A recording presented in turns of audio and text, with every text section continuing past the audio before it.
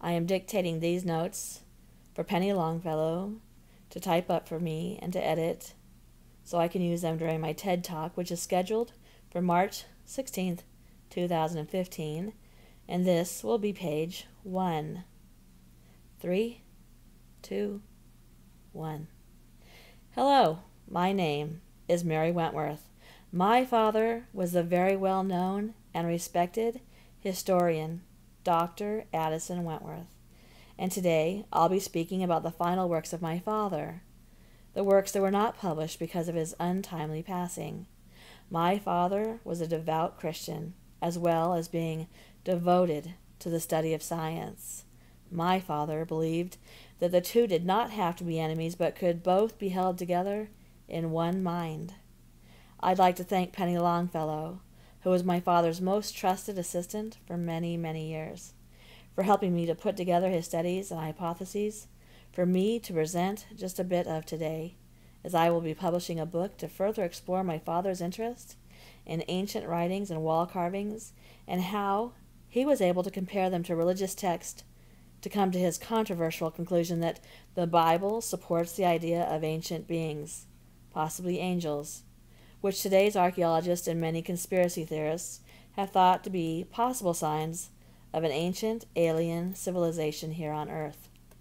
So, to begin, let's start, as they say, in the beginning, with the book of Genesis, Genesis 6:4.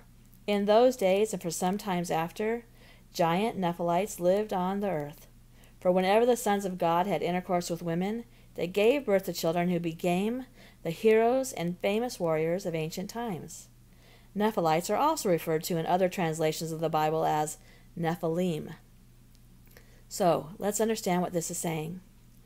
Genesis is generally believed by Bible scholars and evangelicals to be written by Moses after the flood.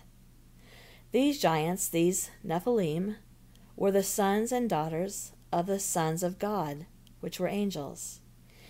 Angels walked on the earth with men. Now we skip up to Genesis 4:16 through 17, which states, When Cain went out from the presence of the Lord and settled in the land of Nod, east of Eden, Cain had relations with his wife, and she conceived, and gave birth to Enoch. And he built a city, and called the name of the city Enoch, after the name of his son. Now, the question has long remained, with whom did Cain mate? Who was living in the land of Nod? Was it these angels? Would it be the Nephilim of which the Bible speaks? Many will say that it was Cain's sister, but the fact of that is that is never established. And so all we really have to go on is there were beings in Eden and there were beings in Nod. Were these ancient beings depicted as what we see today as aliens? Were the flying machines carved into caves and pyramids centuries ago aliens or angels, or one and the same? Because even angels didn't come from Earth. Throughout history remain undying questions. How were the pyramids built? Between their size and their precise nature? How was Antarctica mapped out 500 years before it was discovered? And the only clear explanation being that there had to have been an aerial view of the land, as it was impossible at the time to map out any other way. How did the blue stones of Stonehenge get 180 miles from their origin, with each weighing between 3 and 5 tons? And what ancient civilization created Stonehenge? And why? And how did they create it?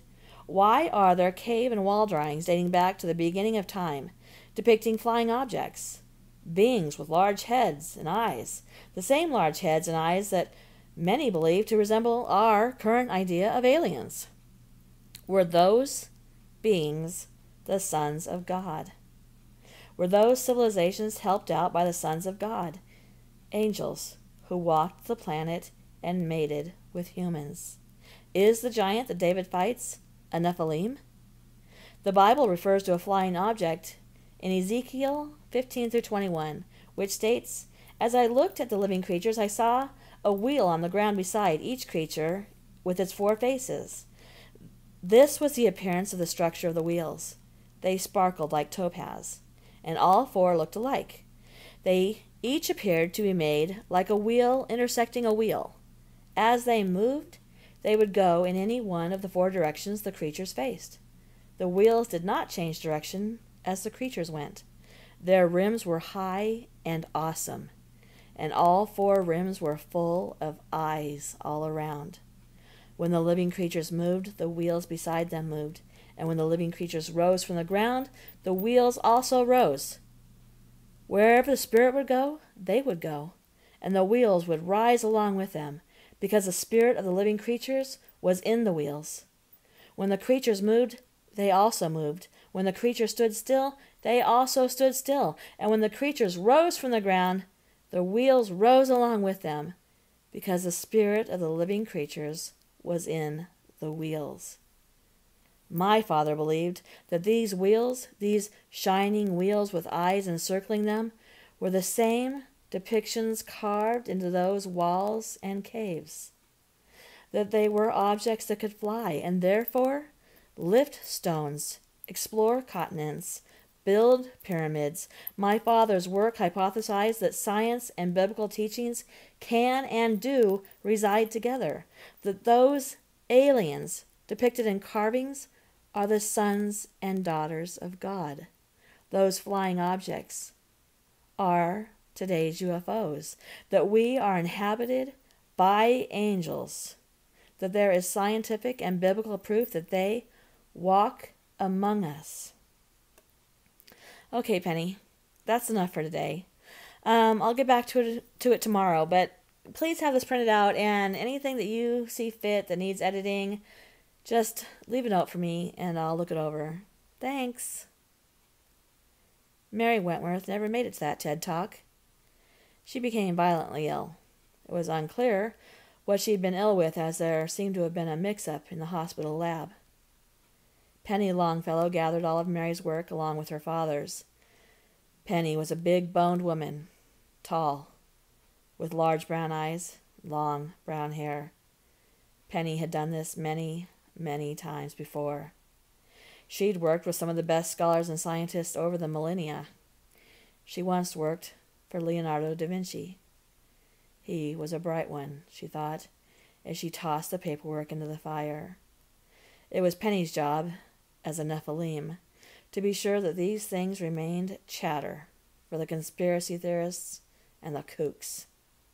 However, her job is getting much harder these days in the age of the internet.